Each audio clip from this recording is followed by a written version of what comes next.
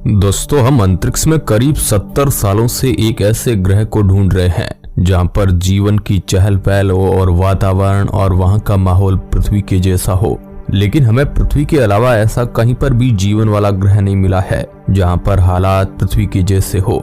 लेकिन इस दौरान हमें कई ऐसे ग्रह मिले हैं जो पृथ्वी की ही तरह अपने तारे के हैबिटेबल जोन में रहकर चक्कर लगा रहे हैं और जहां पृथ्वी की ही तरह बड़े बड़े पानी के समंदर और ऑक्सीजन मौजूद है, लेकिन वे हमसे काफी ज्यादा दूर मौजूद है। इसलिए उन पर जीवन है या नहीं, इस बात की पुष्टि करना काफी ज्यादा मुश्किल है। ऐसा ही एक ग्रह है प्रोक्सिमा सेंटोरी बी, जो हमारे पड़ोसी तारामंडल में मौजूद है। ये अभी तक का खोजा गया पृथ्वी के सबसे करीब का एक्सोप्लैनेट है और वैज्ञानिकों को उम्मीद है कि यहाँ पर शायद किसी तरह का एलियन जीवन मौजूद है। पृथ्वी के सबसे करीबी तारे के ऑर्बिट में घूमने के बावजूद प्रोक्सिमा बी पृथ्वी से करीब 4.2 लाइट ईयर दूर मौजूद है। यानी लाइट को भी पृथ्वी से यहाँ तक पहुँचने में 4 सालों से ज्यादा का समय लग जाता है और हमारी मौजूदा रॉकेट टेक्नोलॉजी से तो यहाँ तक पहुँचने के लिए भूल ही जाइए। हमें कई 100 सालों का समय और लग जाएगा ऐसी रॉकेट टेक्नोलॉजी को बनाने में जो यहाँ तक पहुँच सके। पर कोई नहीं, आज के इस वीडियो में हम वैज्ञानिक डाटा और हमारे पावरफुल टेलीस्कोप से इस ग्रह की ली गई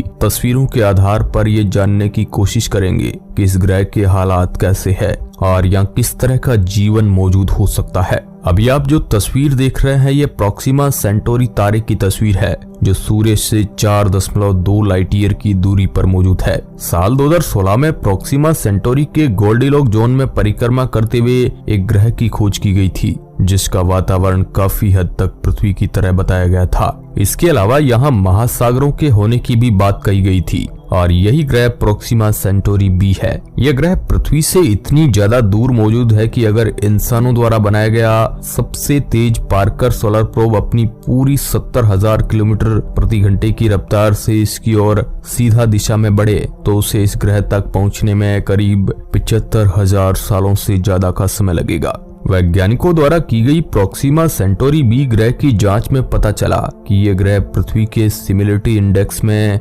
0.87 पर रखा गया है। ये पैमाना बताता है कि कोई ग्रह या चंद्रमा पृथ्वी से कितना मिलता जुलता है और 0.8 से ऊपर की किसी भी ग्रह या ऊपर को पृथ्वी जैसा ही माना जाता है। वैज्ञानिकों की माने तो इसका द्रव्यमान पृथ्वी से 20% ज्यादा है। कई रिसर्च में ये भी सामने आया है कि ये ग्रह अपने तारे से टाइडली लॉक्ड होकर उसके चक्कर लगा रहा है। यह एक ऐसी स्थिति होती है जब गुरुत्वाकर्षण खिंचाव के चलते कोई ग्रह अपनी धुरी पर उतना ही घूमता है जितना वह अपने तारे की परिक्रमा करते हुए घूमता है, जिसमें किसी ग्रह का केवल एक ही भाग हमेशा प्रकाश में रहता है जबकि दूसरा भाग हमेशा अंधकार में डूबा रहता है, जिसके कारण इस तरह के ग्रहों का एक हिस्सा जला देने वाली गर्मी से भरा होता है तो दूसरे हिस्से पर जमा देने वाली ठंड होती है।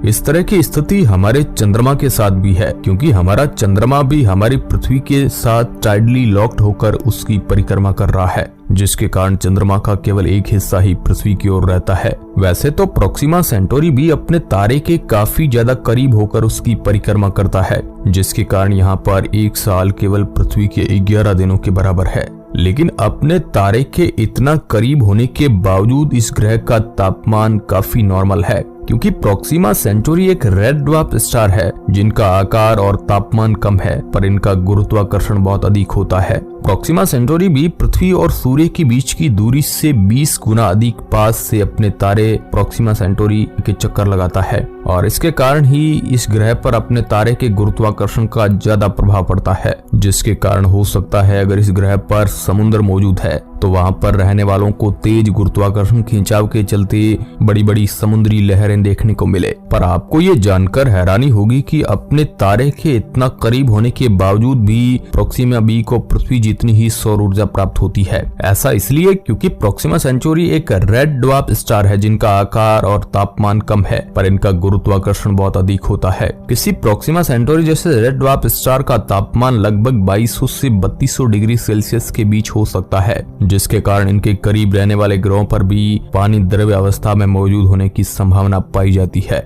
क्योंकि इनका गोल्डीलॉक जोन बहुत पास होता है। पर ग्रहों के इतना करीब होने के कारण ऐसे गोल्डीलॉक जोन वाले ग्रहों को लगातार इन तारे से निकलने वाली रेडियो एक्टिव किरणों का सामना करना पड़ता है। वैज्ञानिक रिसर्च बताती है कि प्रोक्सिमा सेंटोरी बी ग्रह के पास भी पृथ्वी की तरह वातावरण मौजूद है और कई रिसर्च में ये साबित कर चुके हैं कि इसके वातावरण में कुछ मात्रा में ऑक्सीजन भी मौजूद है, जिसके बाद बहुत से साइंटिस्टों का मानना है कि वहाँ पर भी एलियन जीवन हो सकता है। पर जैसे कि हमने अभी आपको थोड़ी देर पहले बताया कि ये ग्रह अपने तारे से टाइडली लॉक्ड है, इसलिए कई वैज्ञानिकों का मानना है कि इस ग्रह पर टेरिनल जोन भी एक ऐसी जगह है जहाँ पर जीवन की सबसे ज्यादा संभावना है। और अगर यहाँ पर सच में किसी तरह का जीवन मौजूद है तो वह पृथ्वी के जीवन से बिल्कुल अलग होगा, क्योंकि यहाँ की परिस्थितियां पृथ्वी से बिल्कुल अलग है। रिसर्च बताती है कि प्रोक्सिमा सेंटोरी 20 के अपने तारे से काफी ज्यादा करीब होने के कारण इस पर उस तारे से निकलने वाली काफी ज्यादा रेडियो एक्टिव पार्टिकल्स और तूफान पहुंचते हैं। वैसे कई रिसर्च ये भी बताती हैं कि इस ग्रह के पास एक हल्का मैग्नेटिक फील्ड भी है। पृथ्वी जितना ताकतवर तो नहीं है, पर कुछ हद तक इस पर पड़ने वाले रेडियो एक्टिव पार्टिकल्स को जमीन तक पहुंचने से रोकता है। लेकिन इसके बावजूद बहुत ज्यादा मात्रा में रेडियो पार्टिकल्स और रेडिएशन इसकी सतह तक पहुंचते हैं, जिसके कारण इस ग्रह पर जीवन काफी मुश्किल हो सकता है। और अगर यहाँ पर किसी भी तरह का जीवन मौजूद है तो इसका मतलब है कि उनके पास इन रेडियो एक्टिव पार्टिकल्स से बचने का कोई न कोई तरीका जरूर है।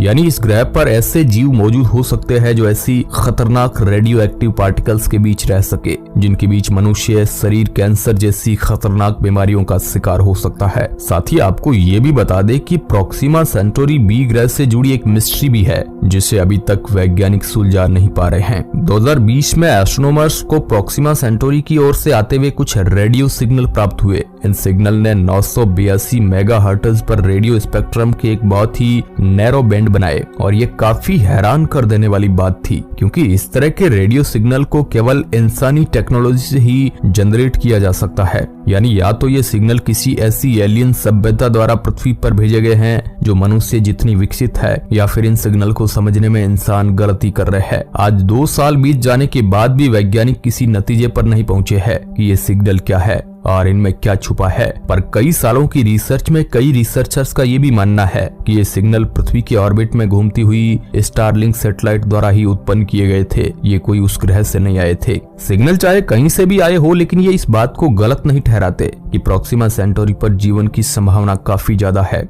हो सकता है वहां पर किसी तरह की एडवांस सिविलाइजेशन पनप रही हो, पर शायद अभी वह इंसानों की जितनी तरक्की ना कर पाए हो, इसलिए शायद वह अभी हमसे कांटेक्ट नहीं कर पा रहे हैं। यानी हमें खोजते रहना चाहिए और उस दिन का इंतजार करना चाहिए जब हमें कोई एलियन सिग्नल पृथ्वी पर मिले, या फिर हम खुद उन ग्रहों पर जाकर एलियन होने या फिर ना होने का सबूत ढूंढ सके। और उसके लिए हमें टाइप 2 सिविलाइजेशन बनने का इंतजार करना होगा, क्योंकि तभी हम ब्रह्मांड में इतनी दूरी तक यात्रा करने में सफल हो सकते हैं। वैसे आपको क्या लगता है, 2020 में एस्ट्रोनॉमर्स ने प्रोक्सिमा सेंटोरी की दिशा से आने वाले जिन रहस्यमयी रेडियो सिग्नल को रिकॉर्ड किया, क्या वो पृथ्वी पर किसी एलियन सिविलाइजेशन ने भेजे थे या फिर पृथ्वी के ही ऑर्बिट से आए थे? आप अपना जवाब हमें कमेंट बॉक्स में लिखकर बता सकते हैं। वीडियो के अंत तक बने रहने के लिए आपका बहुत बहुत धन्यवाद।